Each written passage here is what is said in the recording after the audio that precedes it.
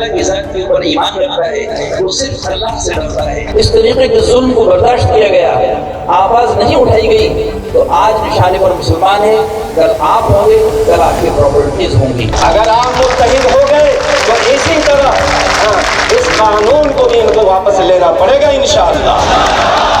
हम हर कुर्बानी के लिए तैयार हैं इंशाअल्लाह। लोग आज कुर्बानी की नियत और जज्बे से आ जाए। संसद में पास हुआ बिल तो हंगामा क्यों? वक्फ संशोधन बिल पूरे देश में लागू हो चुका है। देश की महामहिम राष्ट्रपति द्रौपदी मुर्मू ने इस बिल को स्वीकृति भी दे दी है, लेकिन ऐसे में विरोध की हिंसक तस्वीरें देश के अलग अलग कोनों से देखने को मिल रही है।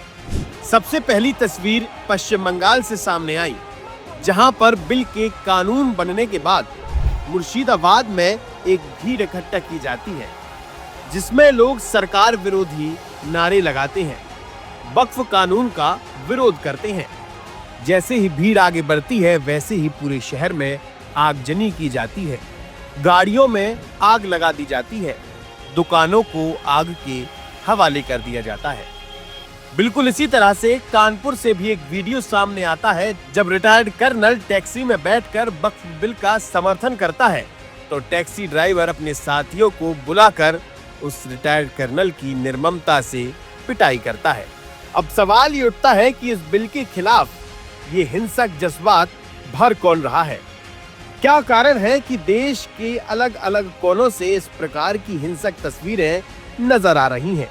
तो जरा देखिए, दिल्ली से लेकर मध्य प्रदेश की राजधानी भोपाल और मध्य प्रदेश के गांव-गांव तक वक्फ संशोधन कानून के खिलाफ मुसलमानों को भड़काया जा रहा है।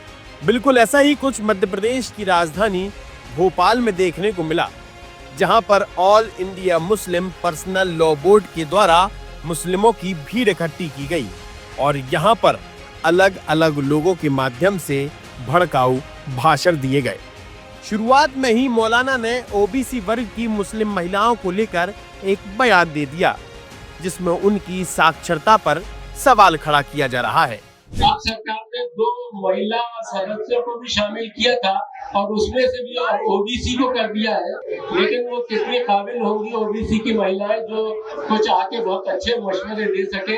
लेकिन कौम में जो नए जो हिंदू सदस्यों को शामिल किया है वो कतई मुनासिब नहीं है और उसको बर्दाश्त नहीं किया जा सकता। आप उन लोगों को हटाएं, उन सदस्यों को खत्म करें। जैसे जैसे समय बढ़ता गया, वैसे ही इन भाषणों में गर्मी बढ़ने लगी, ये भाषण हिंसक होने लगे, जिसके बाद दूसरे मौलाना साहब आते हैं और ये कहते हैं कि बर्दाश्त नहीं किया जाएगा, अगर कुर्बानी देनी पड़ी तो दे देंगे। उनके जायदादों को छीनने के लिए, उनके कब्रिस्तानों को और उनके ईदगाहों को, उनके दरगाहों को, उनके मसाजिद को आप छीनना चाहते हैं, ये कानून के जरिए, ये हम हरगिज बर्दाश्त नहीं करेंगे। चाहे जो भी कुर्बानी देनी पड़े, हम उस कुर्बानी करके तैयार हैं इंशाअल्लाह। ये मौलाना साहब बार बार चीख कर बोल रहे थे कि जो भी इस्लाम के खिलाफ निर्णय रहेगा उसका हम विरोध करेंगे। उन्हें देश के संविधान से शायद कोई मतलब नहीं है, जिस कारण से उनके इन भड़काऊ भाषणों में संविधान का सम्मान कहीं नजर नहीं आता। एक बयान में तो काजी साहब ने सीधे सीधे सरकार को ही धमकी दे दी। यहाँ पर काजी साहब कहते हैं कि सरकार को समझना होगा कि वक्फ पर हमला करना मतलब अपने आप पर हमला करना, और सरकार की तुलना चींटी से कर दी कि जब चींटी के पर उग जाते हैं तो वो उसका आखिरी समय चलता है। कि हम वक्फ के कानून में किसी तरह की तब्दीली बर्दाश्त नहीं करेंगे। वक्फ की जायदाद अल्लाह की मिल्कियत है, ये समझते नहीं है ये कि वक्फ पर हमला करना अपने आप को बर्बाद करना है। लेकिन अल्लाह ताला भी अपनी मर्जी चलाता है। सुन्नत अल्लाह तबला तब्दीला, अल्लाह जब अपने तरीके पर आएगा, आप जानते होंगे मशहूर वाकया है, चींटी जब तक जमीन पर चलती है वो इज्जत के साथ रहती है, और जब चींटी को पर आने लगते हैं और उड़ने लगती है तो चींटी समझती है हम तो उड़ने लगे। लेकिन दानिश्वर कहते हैं जिस दिन चींटी को पर आया वही दिन उसकी मौत का होगा। और जाते जाते देश के बहुसंख्यक और भारत सरकार को भी एक धमकी दे दी जाती है कि हम करोड़ों में हैं, हमें धमकियां ना दें।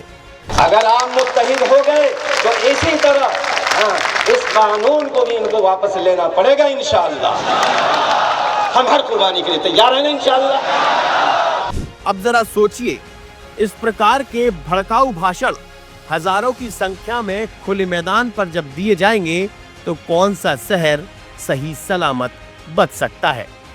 जिस प्रकार से पश्चिम बंगाल, उत्तर प्रदेश, महाराष्ट्र से वक्फ संशोधन कानून को लेकर भड़काऊ बातें की जा रही हैं, हिंसक तस्वीरें नजर आ रही हैं, कोई बड़ी बात नहीं कि भोपाल में भी ये दृश्य देखने को मिले।